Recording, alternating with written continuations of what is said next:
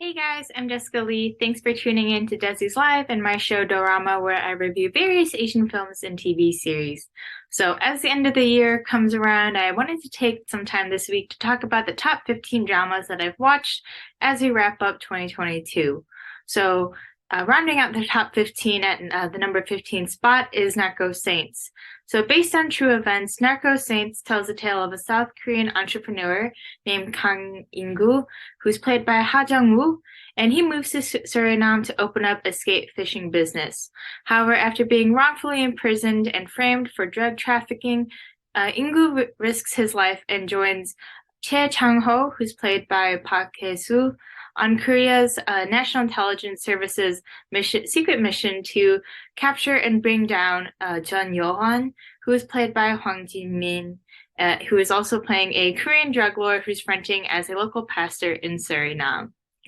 So moving on to number 14 is Revenge of Others.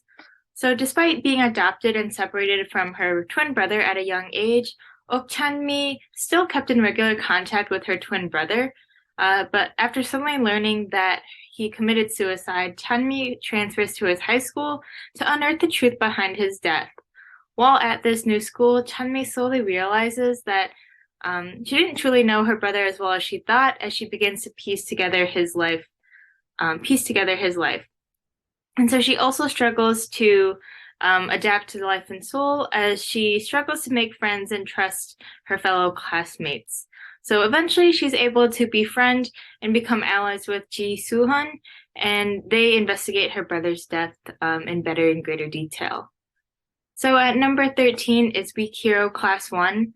So Yeon Seon, who's played by Park Ji-hoon, is the high school's top student, but is an easy target for school bullies. Although Seon seems very frail and defenseless, he actually leverages his intellect to protect himself during his battles.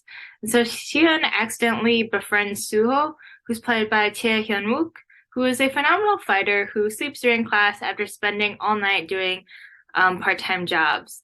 So this duo eventually befriends Bum-suk, who's played by Hong Kyung, and he is the son of an assemblyman who suddenly transfers to their high school after experiencing intense bullying at his previous school. So a great friendship eventually develops between these three as they attempt to survive school bullies, bring down their local drug and gambling ring, as well as navigate just the struggles of growing up. At number 12 is You Are My Glory. So moving on to number 11 is Alice in Borderland. So the second season just recently was released, and despite being highly intelligent and a member of a wealthy family, Arisu has little to no ambition for a career and spends the majority of his time gaming. So one day while in downtown Tokyo, Arisu and his childhood friends, Chote and Karube, are transported into a parallel abandoned Tokyo. So Arisu and his friends realize that they are trapped in this alternate universe and must play dangerous games in order to extend their visas. So the difficulty of each game and the length of their visa extension is represented by a playing card. The higher the number, the more difficult the game will be, as well as each suit represents a different type of game. So the moment that a player's visa expires, they're instantly killed on the spot with a laser beam from the sky. So moving on into the top 10. At the number 10 spot is the South Korean drama Tomorrow. So despite having numerous certifications and a wide range of skills, Jun struggles to find a full-time job at a company in Korea. So while on a late-night walk, he accidentally stumbles upon two Grim Reapers named Guryeon and Im Rang-yu. So these two Grim Reapers are members of the Underworld's crisis management team. And so after accidentally interfering with their case, Jun-woong joins Guryeon's team as a part-time contract worker in the underworld and helps the team prevent suicides from occurring in the land of the living. Moving on to number 9 is All of Us Are Dead. So after a failed science experiment with a mutating virus goes wrong, a local Korean high school suddenly finds itself overrun with zombies, and students begin to struggle to survive as they have limited access to food, water, and contact with the outside world. And the students are left to honestly fend for themselves and fight for their lives as the infected begin to turn into flesh-eating zombies. Moving on to number 8 is Under the Queen's Umbrella. So after the crown prince falls ill, the battle for the succession begins as Queen Im-young, who's played by Kim Hye-soo, fends off the royal throne from concubines as well as the Queen Dowager, who's played by Kim Hye-suk. So given that neither of the queen's other four sons have been raised and educated with the expectation to be a king, the sudden illness of the crown prince unexpectedly places the lives of his brothers at risk. So despite lacking the typical grace and elegance of a typical queen, the queen has a strong sense of morals and ideals and successfully outwits her opponents while genuinely caring for all the princes in the palace, even those who are attempting to steal the throne from her sons. So moving on to number 7 is Yumi Cells. Yumi Cells follows the life of a regular office worker named Yumi, who's played by Goon, as she navigates her life and attempts to find love. And so the drama is a little bit unique in the fact that it's told from the perspective of her brain cells as they control her thoughts, feelings, and actions. And so after a terrible breakup, Yumi's love cell has been in a coma for the last 3 years, and the other cells are actively working together to reignite Yumi's love life and wake up the love cell. So season 2 was just recently released, and in 2022, and I definitely recommend that you go ahead and give that a watch. Moving on into number 6 is Little Women. So inspired by Louisa May Alcott's novel, Little Women follows the story of 3 poor sisters. As a result of growing up poor, the oldest sister, Oinju, really values money and views it as the only way to protect her family and ensure their safety. Unlike her older sister, Oin-young is the middle child, and she doesn't mind being poor, but she honestly really values integrity and honesty, and that's kind of definitely seen throughout her work as a righteous reporter. And rounding out the trio of sisters is Oh In-hye, who is the youngest sister and played by Bak Ji-hoo. She is a talented painter and attends a prestigious art school due to her sister's sacrifices. However, she often feels burdened by her sister's love since they go and do anything and everything to make sure she has anything she would love. And so the 3 sisters accidentally stumble upon a case that may change the course of their lives and their social status as they fight against the richest and most powerful family in Korea.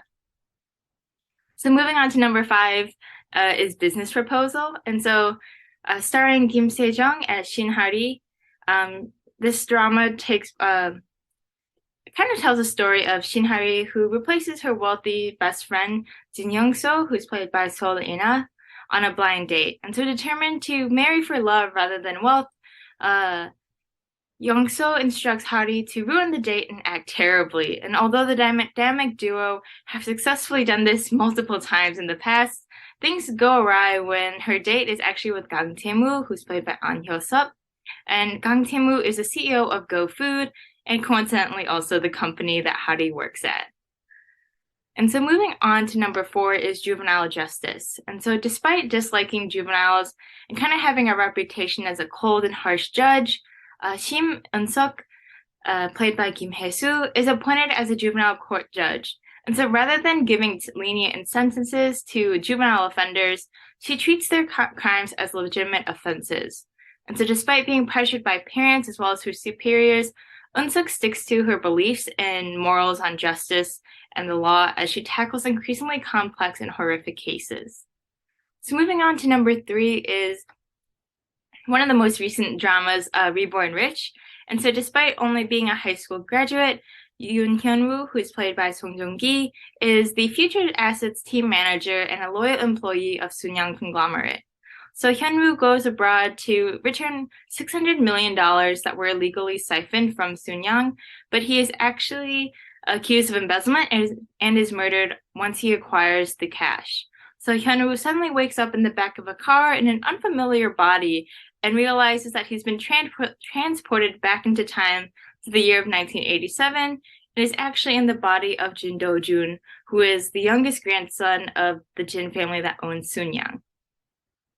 So moving on to number 2 is Extraordinary Attorney Woo. So Extraordinary Attorney Woo tells the story of Woo Young-woo, who's played by Park Eun-bin, a lawyer with autism who graduated from Seoul National University's law school and now works at Hanbara, which is a prestigious law firm in Seoul.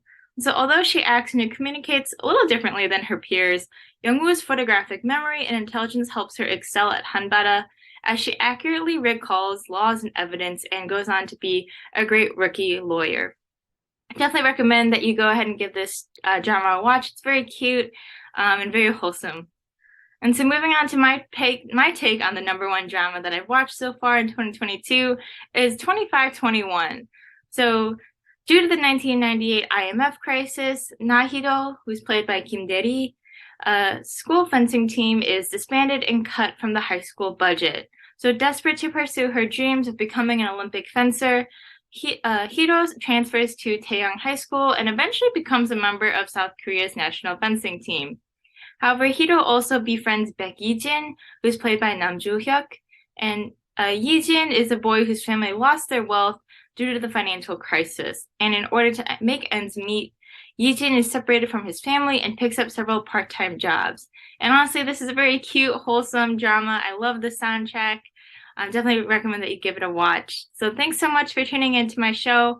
And this is a list of the top 15 dramas that I watched so far in 2022. Tune in for next week. Thank you.